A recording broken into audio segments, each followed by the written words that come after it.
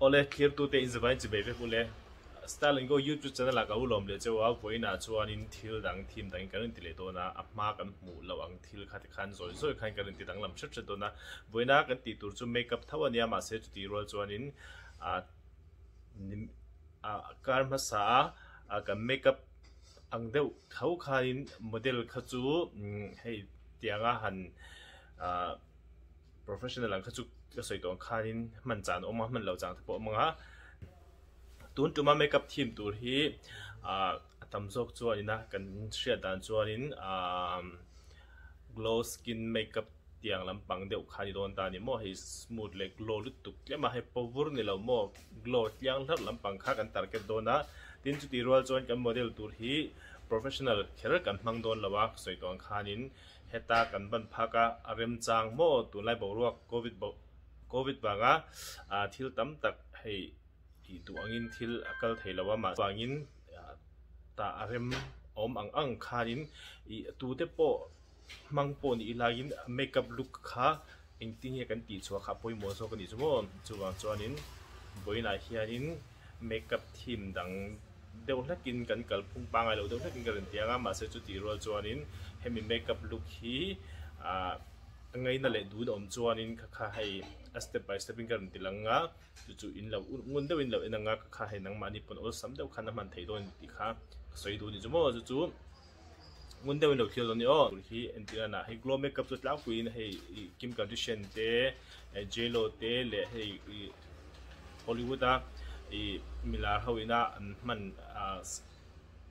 makeup ang khani tlau kui ta chuan join khami kha entirana hei a team address zong zong ne kha chu gar lang khep don lo chan chu tuna hianin asam pa khatianga in munga khami team tura han ti kha ani lawa maro chu awul samzong le how tak lo zonga ti dai kha om thoni ti kha makeup look ngor tuna chuan kan concentrate don ba khan khami kha khatiang lampang nal ti le ngai tan chuan hei mason na le in lo mang tang kai theina tur base ya ti re ni don ba khan kha in lo en don ni on ole tuna chuan ka bula hianin model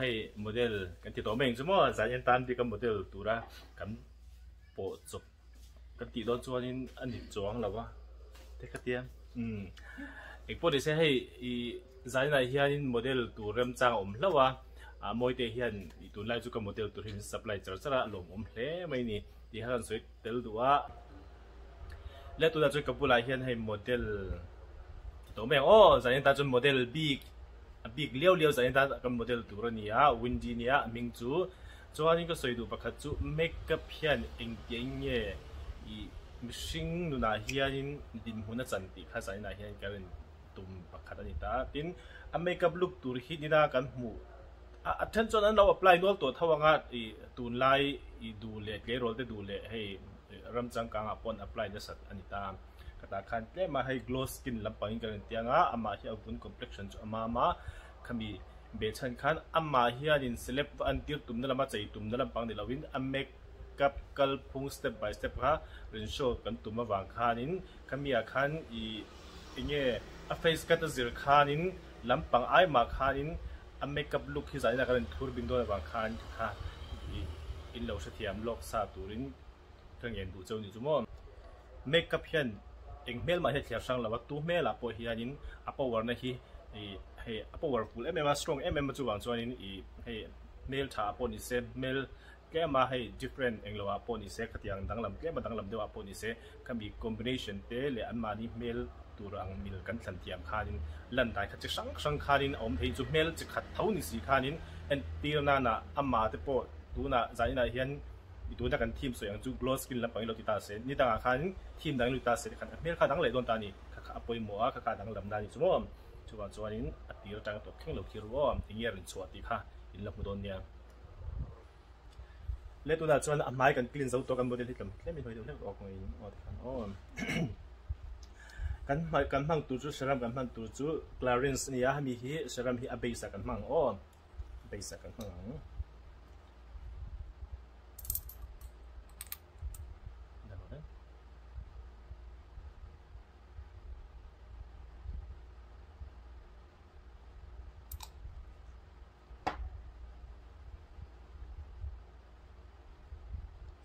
Why does hanin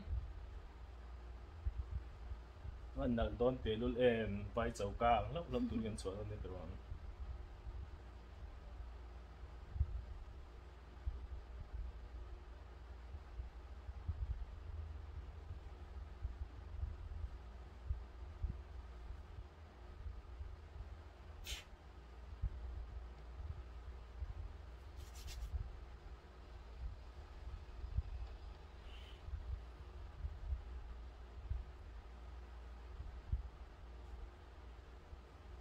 cái mình cần tìm về lúc này vay nó kiện được lấy cả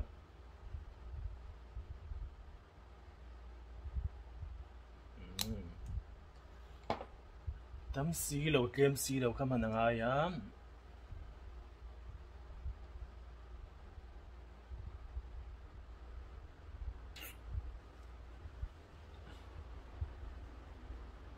chuanin apanina step ni na chuanin skin complexion ai te mà hệ rong ang deuh chia deuh tho kan man hei tlang pui chuanin kan complexion ai mi zawanga chuan mo big takin mi zawanga chuan I ke ma step khata sang hi kan hmang tlang pui ta step concept ni a than chuan step thum te pawh ni mana ma se zanin big a hi chuanin kan khatia lampang povuk le mo Japanese kra ang lampang hakan tarkat don lawa chuwang chuanin natural deuh la lan kha poi mon chumon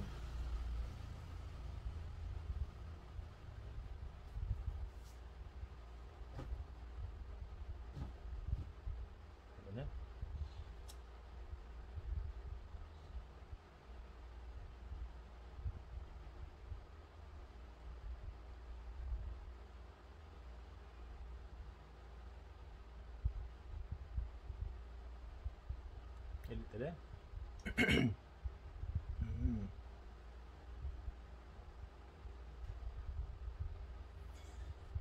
apun hi avan ne mam thakop me ni hi chuanin kan ti le tur pakhat chu bronzer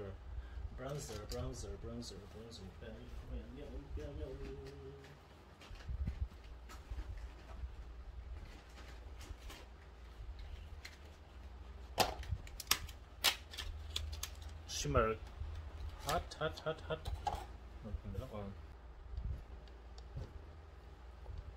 step 1 chuanin serum clearance serum kan ma step 2 chuan foundation kan manga step 3 a hianin Huda Beauty mo hemi hi shimmer kan hang on don shape head ania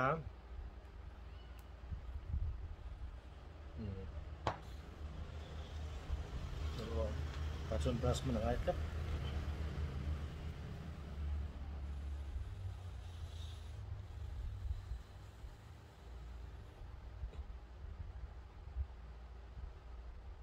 Look.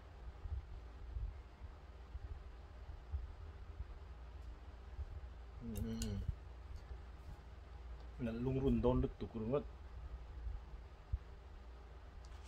Dahil look oh.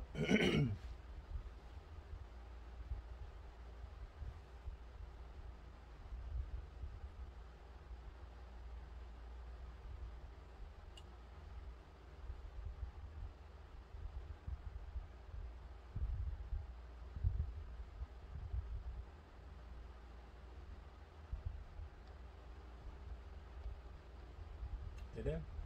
Đấy.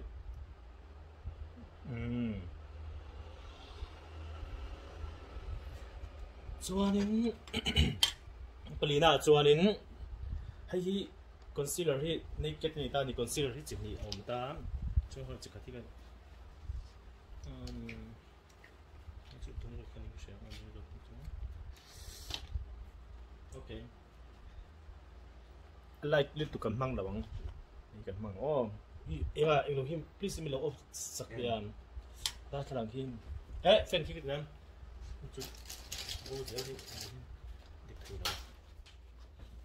chuanin kan contourang tuna chuanin contour na kan lutang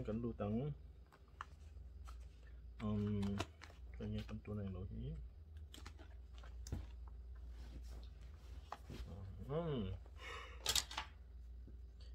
cái cần bằng ôm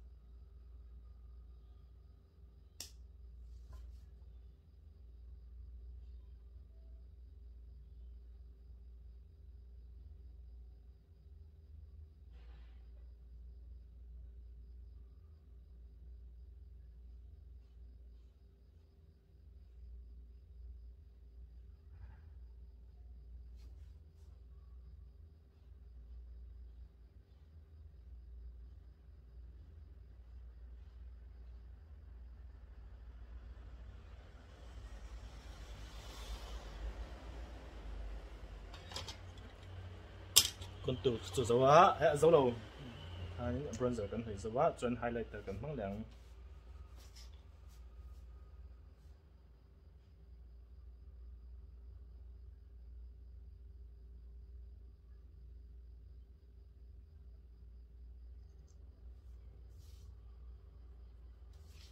số lúc rồi đấy ai biết rồi đấy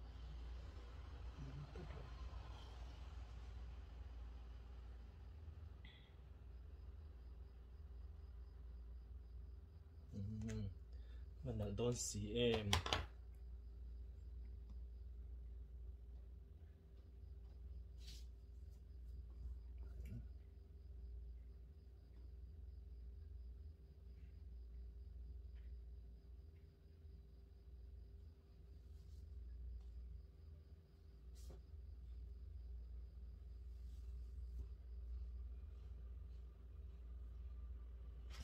nói được hình chúng ta hình được ấy không bắt không có cái gì thì khán ấy hiểu tiêu khán tiếng về tụ khán đi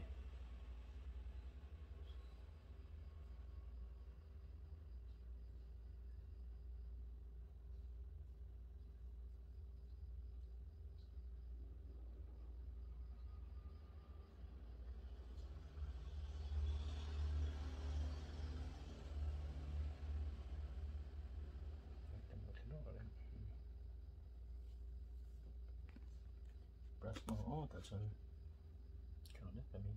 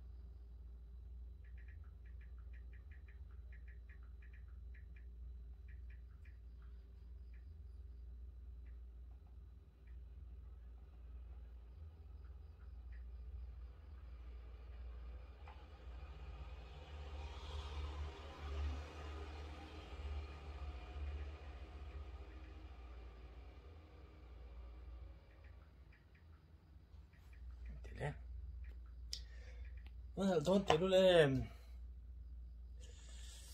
Joining. Tur katsu.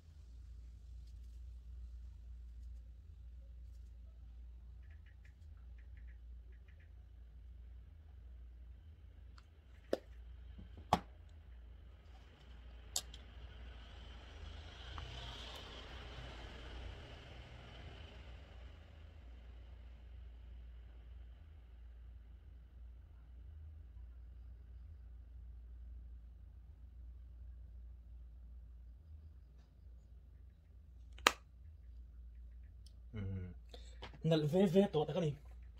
Te ngot po kan tron. Nal dang toi ni mai nal dang law ni nal dang toi tu la chon. Nal dang toi. Nal law dai rang dop tron.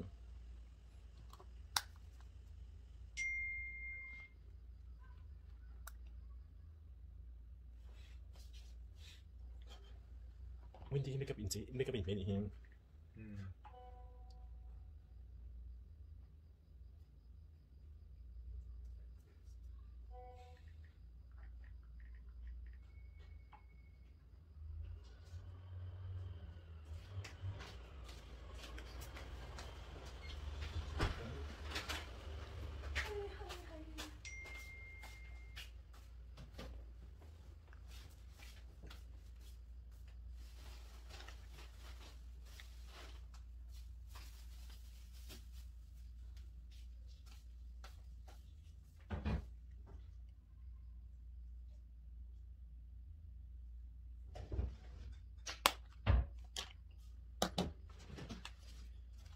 Sila pakai film ni. Ini hijau profesor.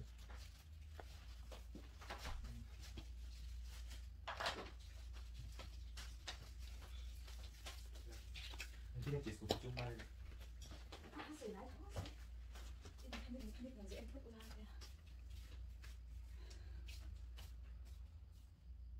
Sini sangat pergi.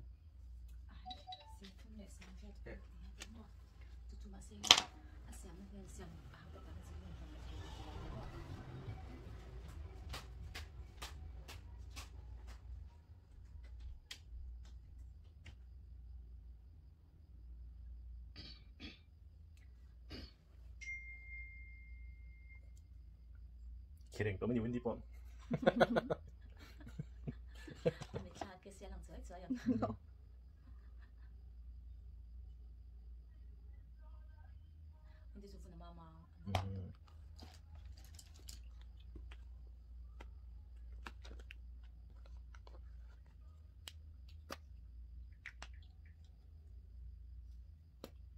Không biết hơi uy, đâu có biết mấy đồng mới tên. Đâu có gì.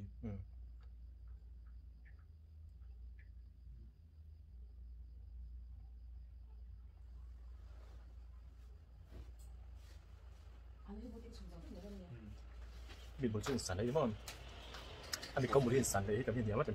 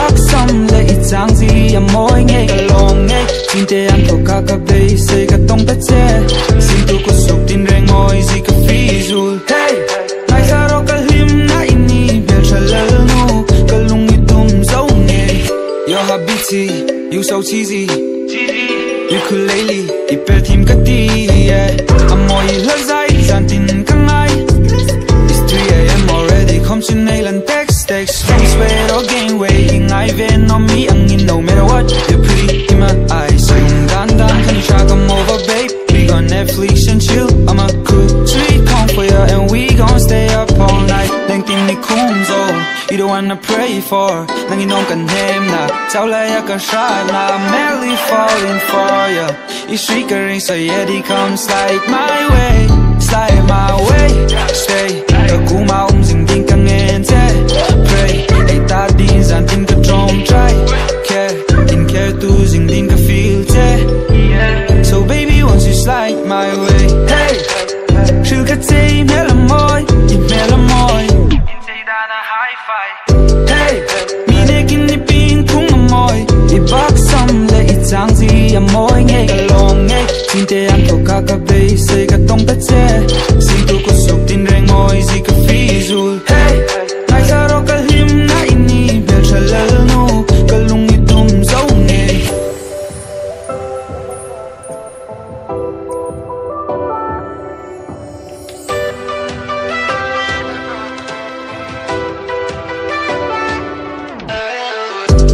nang ning nong ko vela ka munga ka kuchelim ka tranga in beila ka mangai takini ti ka shazing la ka sang yang an no you're irreplaceable from late night to day night I'ma hold you in my arms yeah handle every mood swing see your lips sings these songs now stars so high I'ma bring you heaven to the ground I'll hold you up high like my baby it's my time give me some time yeah rolling with my slime but you always on my mind yeah I'ma keep you safe I don't care about what's mine yeah being Christian lanes music box melodies and he's a beautiful piece for you just come slide my way stay ka kuma zing ding ka ngen te pray ai ta din zan tin ka drum try care tu zing ding ka feel te so baby once you slide my way hey shu ka tay mela moi in tay dan a high five hey mi ne kin ni ping kung moi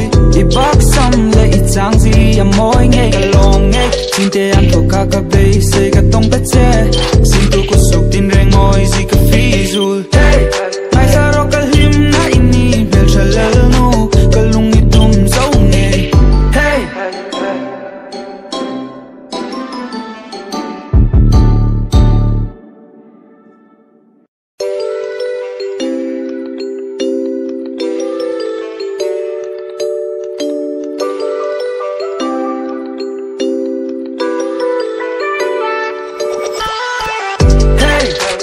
shu ka tay mela moi in tay dan a high five hey mi ne kin ni ping kung moi I box some le I chang zi a moi nge ka long nge tin te an ko ka ka be se ka tong ta che sin tu ko suk tin reng oi zi ka fi zul hey mai sa ro ka lim na ini bel chalal no ka lung ni tum zo nge your habiti you so cheesy ukulele ipel tim ka ti yeah amoy la zai zan tin ka ngai it's 3 AM already come to nail and text don't sweat or gain weight in I ven on me and you no matter what you're pretty in my eyes so dan can you try come over babe we gon' Netflix and chill I'm a cool sweet come for you and we gon' stay up all night then tin ni kum zo you the one I pray for nang you don't can name na tao lai ya ka shine na madly falling for you you shriekering so yeah he comes slide my way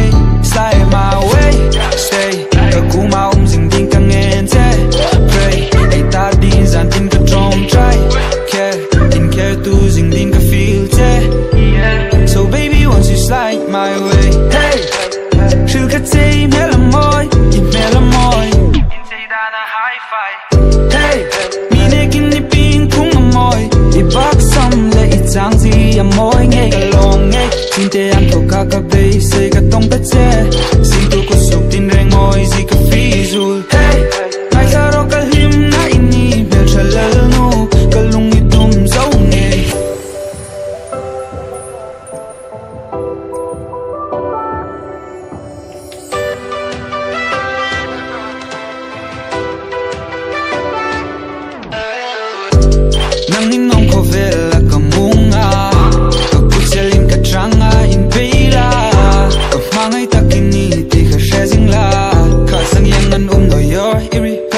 From late night to day night, I'ma hold you in my arms, yeah. Handle every mood swing, see your lips sing these songs. Now, stars so high, I'ma bring you heaven to the ground. I'll hold you up high, like my baby, it's my time. Give me some time, yeah. Rolling with my slime, but you always on my mind, yeah. I'ma keep you safe, I don't care about what's mine, yeah. Being Christian lanes, music box melodies, and he's a beautiful piece for you, just come slide my way. Stay, the cool mountain ding ding càng nghe thế. Pray, ai ta đi dàn tin cả trong trái. Care, in care tu ding ding cả feel thế. So baby, once you slide my way, hey. Feel cái tay mẹ làm môi, in mẹ làm môi, in tay ta là high five. Hey, mi nè kinh đi pin cũng làm môi, đi box xong lại ít dáng gì à môi nghe cả lòng nghe. Tin te ăn thô cả cả bay, say cả tông tất chế. Xin tu có sụp tin rèn ngồi gì cả phi rul. Hey, ai ra đó cả him na ini bel chalal nu, cả lung ni tum dấu nghe. Hey.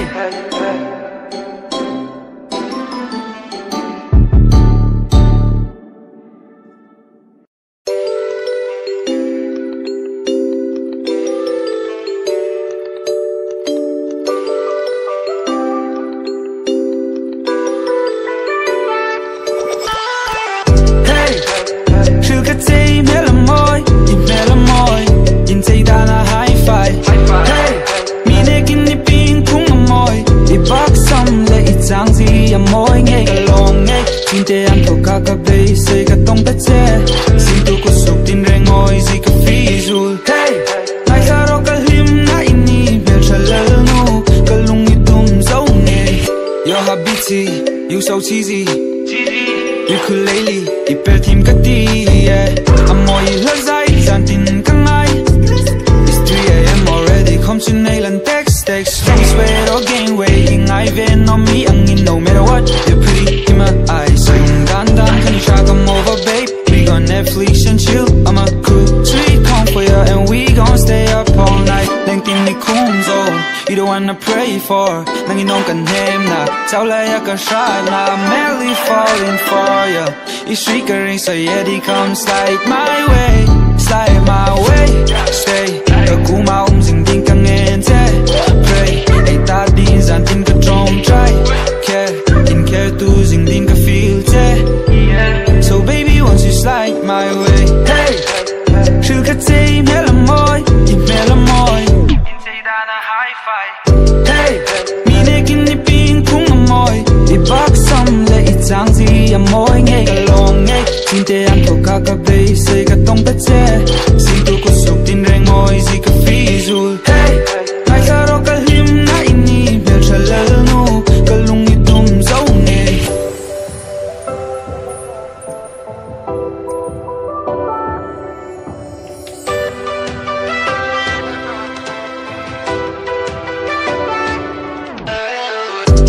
Nangin nong ko vela kamunga, kapuselin ka tranga in beila, kamangai takini ti ka shazing la, kasang yang an no you're irreplaceable. From late night to day night, I'ma hold you in my arms, yeah. Handle every mood swing, see your lips sing these songs. Now, stars so high, I'ma bring you heaven to the ground. I'll hold you up high, like my baby, it's my time. Give me some time, yeah. Rolling with my slime, but you always on my mind, yeah. I'ma keep you safe, I don't care about what's mine, yeah. Being Christian lanes, music box melodies, and he's a beautiful piece for you, just come slide my way.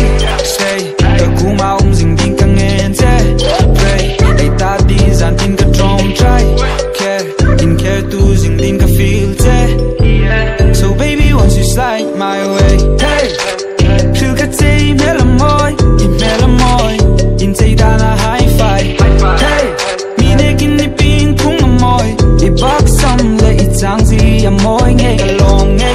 Tin te ăn thô cả cả bay, say cả tông tất chế. Xin tu có sụp tin rèn ngồi gì cả phi rul. Hey, ai ra đó cả him na ini bel chalal nu, cả lung ni tum dấu nghe. Hey.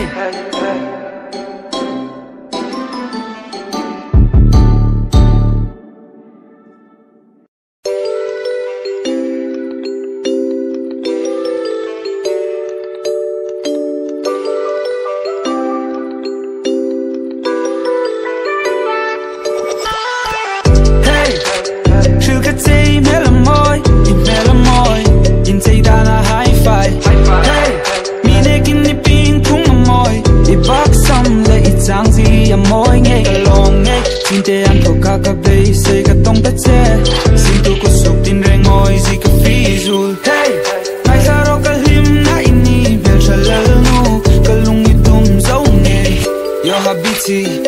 so cheesy. Ukulele, I bel team kati, yeah. Amoy lazai, zantin kangai. It's 3 AM already, come to nail and text. Don't sweat or gain weight, ingai ven on me, angin no matter what. You're pretty in my eyes, so yung dan can you try come over, babe? We gon' Netflix and chill, I'm a cool sweet come for ya, and we gon' stay up all night. Then give me kumzo, you the one I pray for. Nang inong kan hem na, tao lai ya ka shot na, I'm madly falling for ya. It's triggering, so yeah, they come slide my way, slide my way. Stay, ka kuma sing ding kang ente. Pray, ay ta din zan tin ka trom try. Care, in care tu sing din ka feel te. So baby, once you slide my way, hey, feel ka tay mela moy, in mela moy. Hey, mi nekin ni pin kung amoy, ibak sam le itang zi amoy ngay kalong ngay. Tinte ang to kakabay say ka tong tatse, sinto ko suk tin reng moy zi ka fizul. Hey, nai saro kalim na ini bel chalal no, kalung itum zau ngay.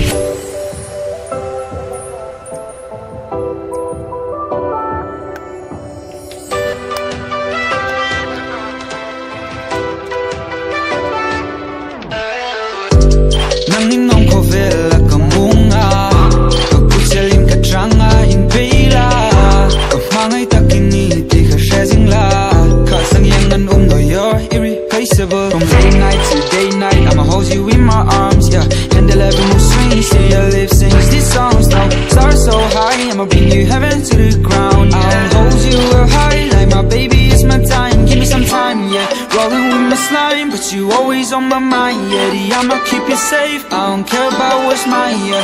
Me and Christian lanes, music box melodies, and he's a beautiful piece for you, just come slide my way. Stay, ka kuma sing ding kang ente. Pray, ay ta din zan tin ka trom try. Care, in care tu sing din ka feel te.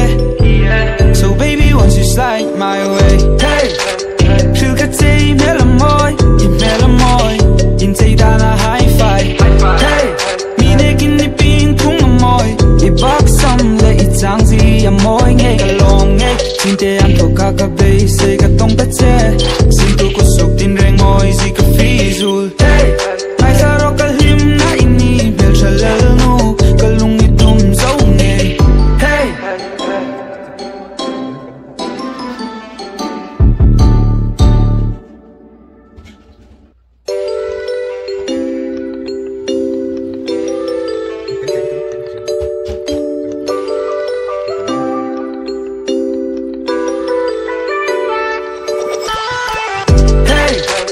feel ka tay mela moy, in mela moy, in tay da na high five. Hey, mi nekin ni pin kung amoy, ibak sam le itang zi amoy ngay kalong ngay. Tinte ang to kakabay say ka tong tatse, sinto ko suk tin reng moy zi ka fizul. Hey, nai saro kalim na ini bel chalal no, kalung itum zau ngay. You're habiti, you so cheesy. Ukulele, I bel team kati, yeah. Amoy lazai, zantin kangai. It's 3 AM already, come to nail and text. Don't sweat or gain weight, ingai ven on me, angin no matter what. You're pretty in my eyes, so yung dan can you try come over, babe? We gon' Netflix and chill, I'm a cool sweet come for ya, and we gon' stay up all night. Then give me kumzo, you the one I pray for. Nang inong kan hem na, tao lai ya ka shot na, I'm madly falling for ya. It's triggering, so yeah, they come slide my way, slide my way. Stay, ka kuma sing ding kang ente. Pray, ay ta din zan tin ka trom try. Care, in care tu sing din ka feel te. So baby, once you slide my way, hey, feel ka tay mela moy, in mela moy, in tay da na high five. Hey, mi nekin ni pin kung amoy, ibak sam le itang zi amoy ngay kalong ngay. Tinte ang to kakabay say ka tong tatse, sinto ko suk tin reng moy zi ka fizul. Hey, nai saro kalim na ini bel chalal no, kalung itum zau ngay.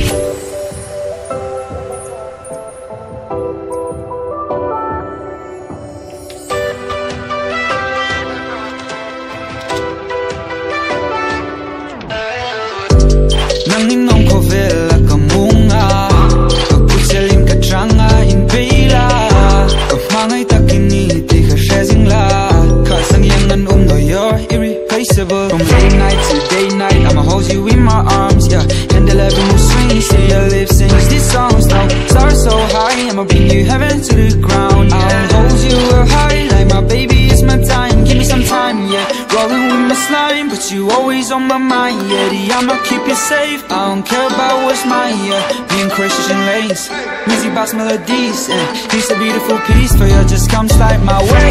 Stay, the cool mountains in Dinkan and pray. They thought these and think a drum try. Care, in care to sing Dinka feel te. So baby, once you slide my way, hey. Feel cái tay mẹ là môi, in mẹ là môi, in tay ta là high five. Hey, mi này kinh đi pin cũng là môi, đi bắc sông lệ trang gì à môi nghe cả lòng nghe. Tin te ăn thua cả cả bay, say cả tông tất che. Xin tu có sụp tin rèn ngồi gì cả phi dù. Hey, mai sa ro cả him na ini bel chalal nu, cả lung ni tum dấu nghe. Hey.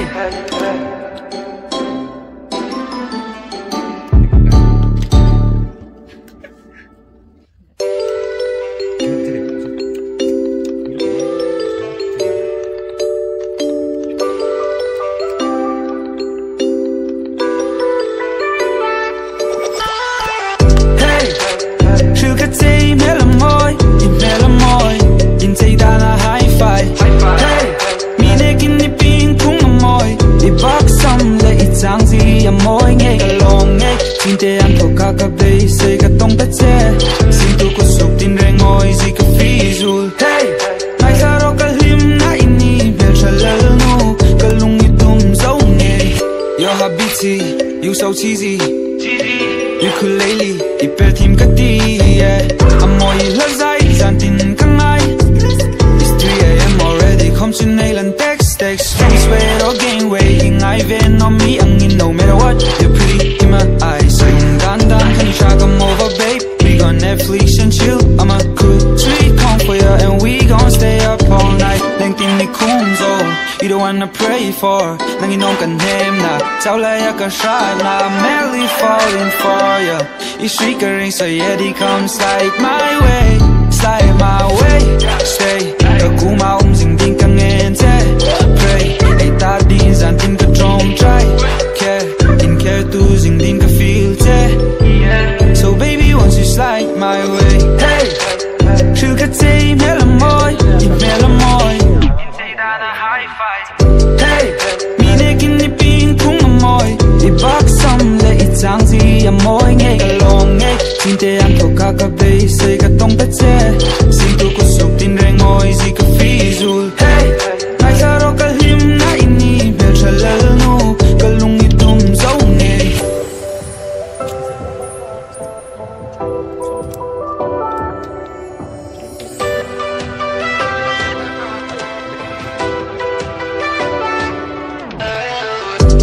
Nang inong ko vela ka munga, pagputselin ka tranga in pila. Mangay takini di ka shazing la, kasang yangan no you're irreplaceable. From late night to day night, I'ma hold you in my arms, yeah. And 11 new swings, see your lips sings these songs now. Stars so high, I'ma bring you heaven to the ground. I'll hold you up high like my baby is my time. Give me some time, yeah. Rolling with my slime, but you always on my mind, yeah. The I'ma keep you safe, I don't care about what's mine, yeah. Me and Christian lanes, music box melodies, and he's a beautiful piece for you. Just come slide my way. Stay, the cool mountains in Dinkan and pray. They thought these and think a drum try. Care, in care to sing Dinka feel te. So baby, once you slide my way, hey. Feel ka tay mẹ là môi, in mẹ là môi, in tay ta là high five. Hey, mi này kinh đi pin cũng là môi. Đi bắc sông lệ trang gì à môi nghe cả lòng nghe. Tin te ăn thua cả cả bay, say cả tông tất che. Xin tu có sụp tin rèn ngồi gì cả phi dù. Hey, mai sa ro cả him na ini bel chalal nu, cả lung ni tum dấu nghe. Hey.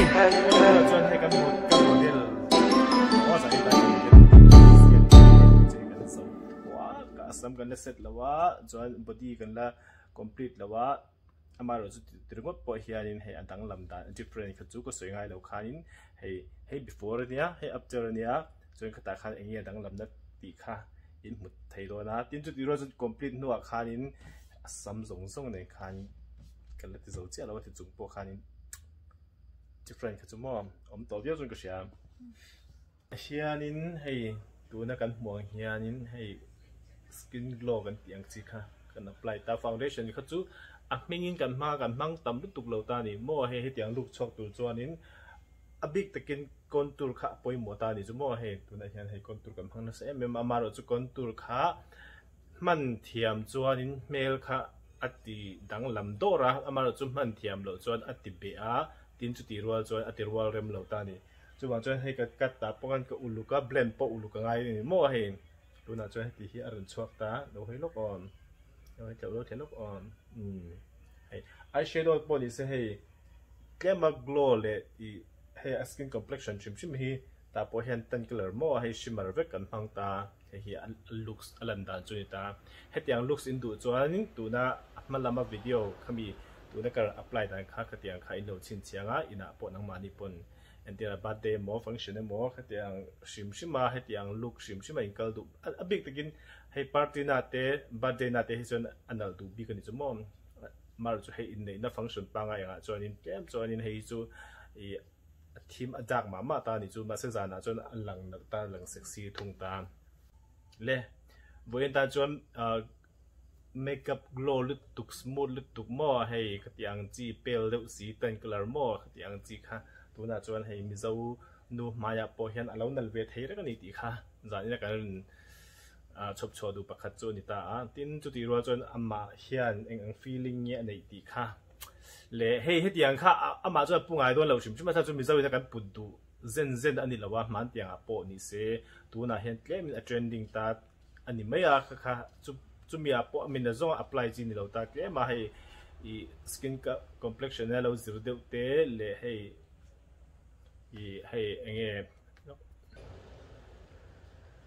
บางก็ขัดยัง looks ชิมไงนะเห็นอมเวลทุ่งตานี่ขัดยังตันเราขัดจวนนี่ให้อาว่าโมยเวกเขียนจวงเราตานี่มาเราจุใจน่าจวนให้ยังฮีมิโซปุตตานปนโมยเวเท่านี้ตีค่ะการโชว์ตุ่มจวนนี้จวนให้ตัวน่าจวนให้ปุตตเจ้าตาค่ะattention in intimate attention in mail ultimate ya eng apo chin ta se ka ta khanin in ngai dan te in mu dan te kha comment section la khanin drop down ya dron join amma hianin soidu tiap de te po nei theya sam chu alawin tiang look hi in chei hi enge nang mai rom soi pop ro garin ai de in galawin me ve ya achan chu ama de pon hei mit lai nang chi te hi kati ngai rawa kati ve chun po hian kalang ching vek zel hei ni khloi gang chin ang khan yang chi khan lain po ka lain ngai mak lau ta ma se hei min chei tir po khan ui mit ti vel chu kai me lau thai sia ka tia ma se ngin hei rin ai takin kalau nal puya tuna min chei dan po hi mi dang chuan in me lo po min ti mai thea ma se ke ma chuan in ka kon fi pui khop me hi okay awa lom be nia tuna soi tang khanin ke ma ina ka lo ngei tua dei chu enge ti chuan in makeup ke ma po makeup artist kan ya hei ka so marina min demand ta aning kal la pui ta du ta na nei la pui ta then chu idea nei lo ta khatia khan hei ama pona du ta na soi chuang lo ta za ina hian hei kan ti top ta amja chu lockdown nia wangin hei amma ka YouTube channel ko lo nei thin kha active na huna ka mang ta ni mo chu wang chuanin eng ang mel ke mani professional makeup artist chuan eng ang mel po eng ang body po local se kan tlan che tu ro kan zam che tu ro ni lo ti kha ke chu ka thu bona ni ta ni tin za ina hian abik takin hei ama kan mu chia khan idea lo chuak ngal ta he mi thi mi ti lain mi zo mi pui hianin eng hei an la mel shet tam lo ta hei midang kha chuan an lo apply zo mai thei ama ro chu he tiang thim sim hi tan color lampang sim hi athen chuan in an ngai na kher lo mi zo chu ngau tu le korean tlem a chil deuh le korean vibe ba he cheng deuh le kan nia wang khanin ama ro chu hemi look si chu za in tan bi karen thlan ania hei ama po alung oi khopak karen ai te in alawin me ke ma pon ka dream ma chuan in tiang he ti chuak ila in me don ti kha chu ka feel thei reng tan ama ro chu atak ka han ti ra la kha chuan thil hi chu mit kha le atak hi chu alo dang lam le shat thina wang khanin i ma po hi kem chuan in i hei thei top som khom kan ti tak mewa i clear to ten an base yang phang yem le ka model hian adu thu sa ma ngem le ama a kon fi pu ngem kon fi pu lo dewin tuna hei camera ma hian kan om ngem ti kha ke ma chon zo na tam tak lo lu ta ama ro chu hei that dewin ama po arin kon fi pu ya tin chu ti ro chon ka duang thlapin ka ren ti chhuak ka kalom le a ama ro chu clear tu te khanin in du dan te ani em in mu dan te ni em ti kha ma chi na ka soi tong khanin in comment lama khan advice mirin pe sup do ni on